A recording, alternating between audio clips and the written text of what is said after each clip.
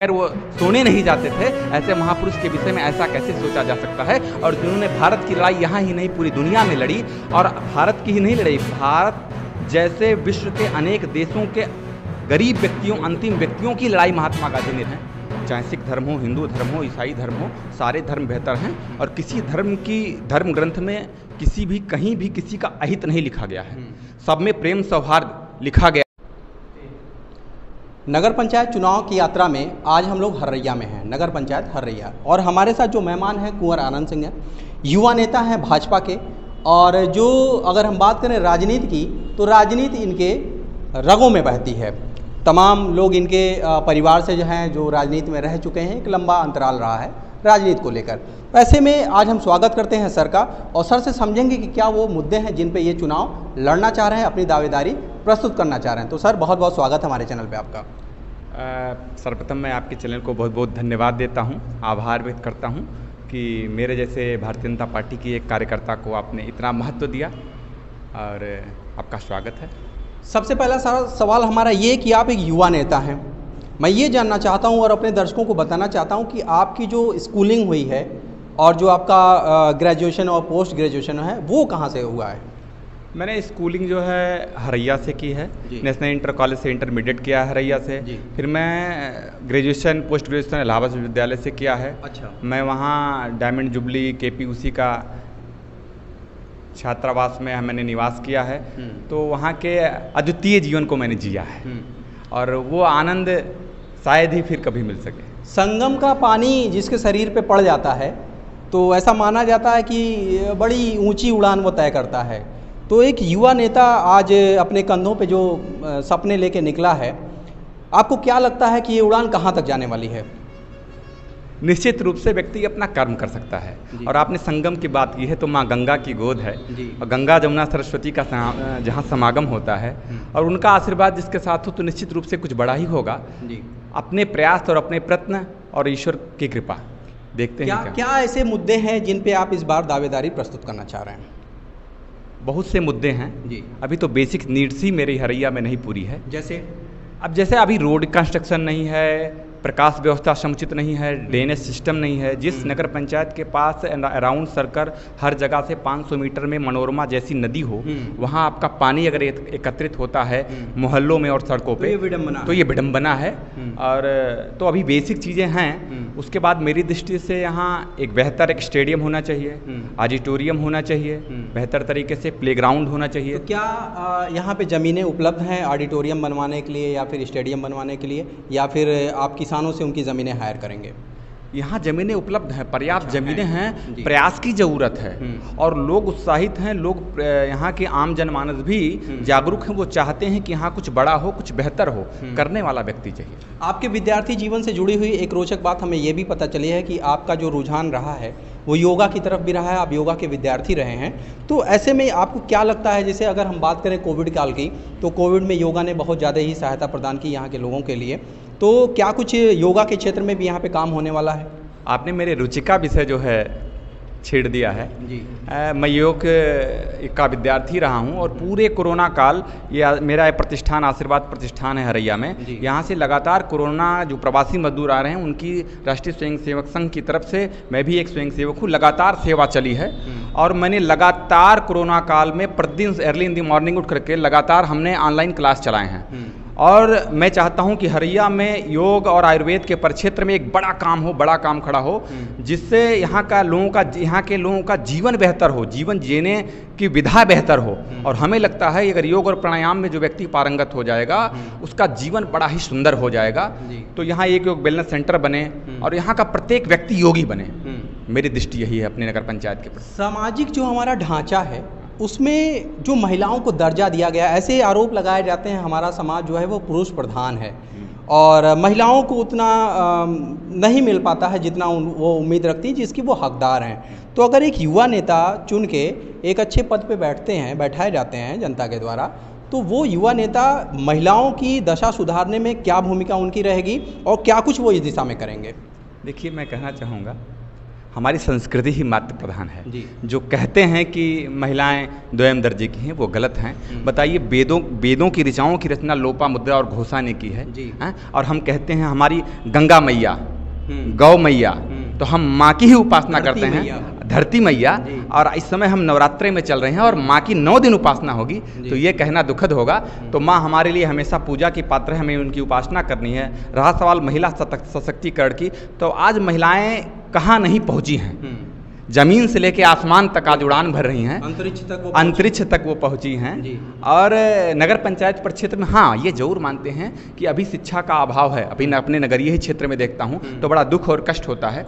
समूह बने हैं, गरीबी है, परेशानी है, लेकिन उन समूहों को माध्यम से उनके अंदर आर्थिक गतिविधियों का प्रसार करना, उनके जीवन को बेहतर बनाना, और आने वाले समय में जब उनके जीवन में आर्थिक गतिविधियाँ बढ़ेंगी तो उनके बच्चों के जीवन में भी बेहतर होगा। और आने वाला जो भविष्य होगा भारत का या हमारे नगर पंचायत का, अगर महिलाओं को इकोनॉमिकल दृष्टि से आगे बढ़ाया जाएगा तो भारत का भविष्य बेहतर होगा, हमारा सामाजिक ढांचा भी सुदृढ़ होगा, बहुत बेहतर होगा। क्योंकि माँ अगर पढ़ी लिखी होगी तो निश्चित रूप से बच्चा आगे जाएगा।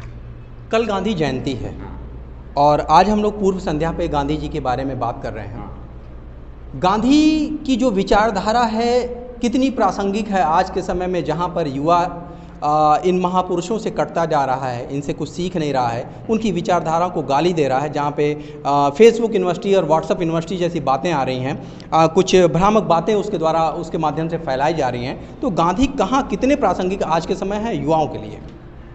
मेरे दृष्टि से मानना है महात्मा गांधी। मैं मानता हूं कि वो नरम दल थे, कुछ गरम दल हैं, इसमें कोई संशय नहीं कि सरदार भगत सिंह, चंद्रशेखर आज़ाद, ये सब हम लोग के लिए, युवाओं के लिए आइकॉन है। इसमें कोई संशय नहीं है, प्रेरणा है, उन्हें अपने प्राणों की आहुति दी राष्ट्र के लिए।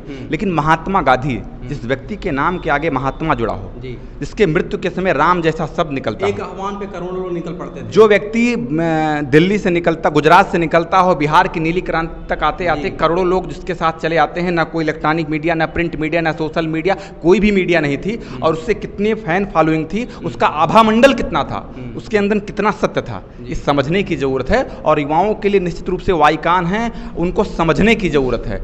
हम जिस व्यक्ति ने अपने पूरे जीवन काल में वस्त्र का परित्याग करके सिर्फ एक धोती में और एक लकुटी में अपने जीवन को व्यतीत कर दिया हो, जिसने ये सोचा कि अगर मेरी माँ और बहन एक साड़ी में अगर वो अपना जीवन व्यतीत करती है, तो जब तक मेरे गांव के, मेरे इस भारतवर्ष के सभी माताओं बहनों के पास समुचित वस्त्र न हो जाए, मैं अपने वस्त्र का त्याग करता हूं। ऐसे महापुरुष के विषय में कैसे नकारात्मक सोचा जा सकता है, जो अपने शयन में जाने से पहले और अपने माता और पिता के चरण का स्पर्श के और उनकी सेवा के बगैर वो सोने नहीं जाते थे। ऐसे महापुरुष के विषय में ऐसा कैसे सोचा जा सकता है? और जिन्होंने भारत की लड़ाई यहाँ ही नहीं पूरी दुनिया में लड़ी, और भारत की ही नहीं लड़ी, भारत जैसे विश्व के अनेक देशों के गरीब व्यक्तियों, अंतिम व्यक्तियों की लड़ाई महात्मा गांधी ने लड़ी है। वो सत्य और अहिंसा के पुजारी थे।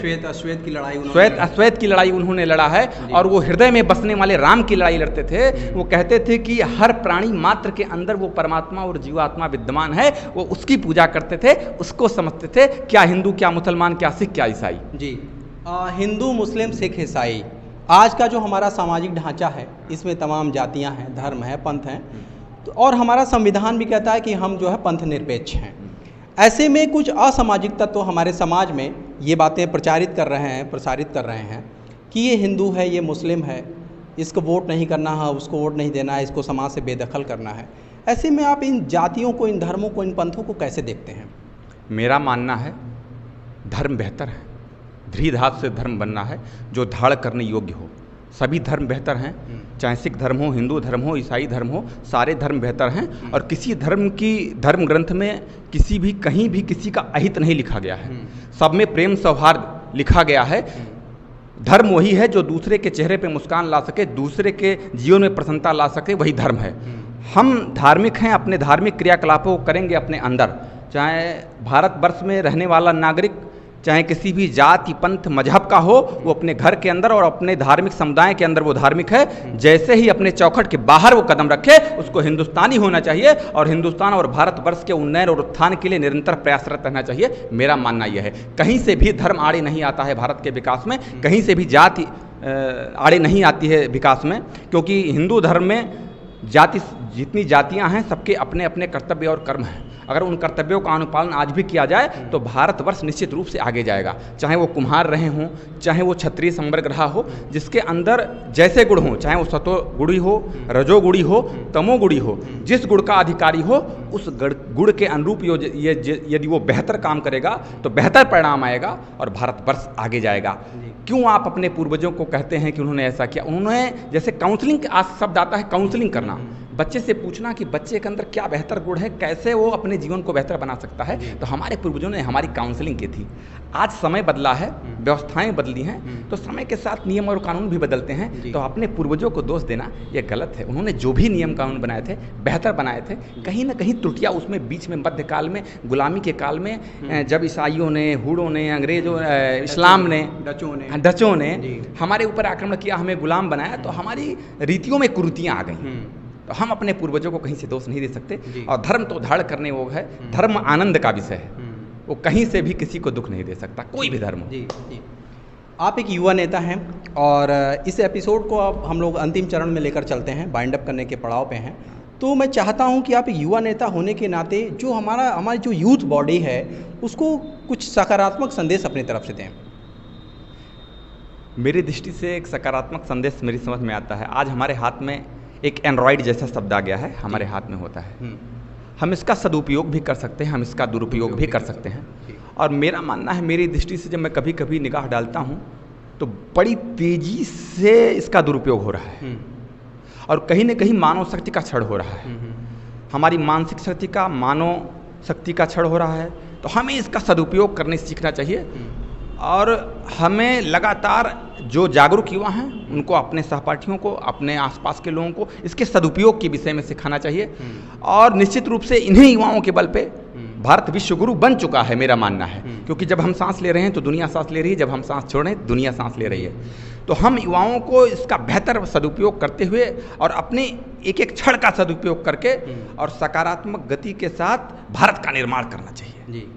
कहीं भी नकारात्मक और अनैतिक गतिविधि में किसी भी युवा को किसी भी तरीके से संलग्न नहीं होना चाहिए, क्योंकि देश हमारा है, माँ हमारी है, मिट्टी हमारी है। इसके उन्नयन का, इसके आगे बढ़ने का कर्तव्य हमारा है। इसका क्षरण नहीं होना चाहिए। इसका क्षरण नहीं होना चाहिए। निश्चित रूप से बड़ी ही खूबसूरत बात आपने कही कुंवर साहब ने। और जो अगर एक युवा ऐसी सोच रखता है और एक युवा अगर इन सपनों को लेकर आगे निकल रहा है समाज को सुदृढ़ करने के लिए, तो निश्चित रूप से ऐसे युवाओं का चयन होना चाहिए। चाहे वो पॉलिटिक्स हो, चाहे वो गवर्नमेंट जॉब की बात करें, चाहे वो सामाजिक समरसता की बात हो, हर जगह ऐसे ही युवा देखे जाने चाहिए। मैं हूं धर्मेंद्र पांडे और आप देख रहे थे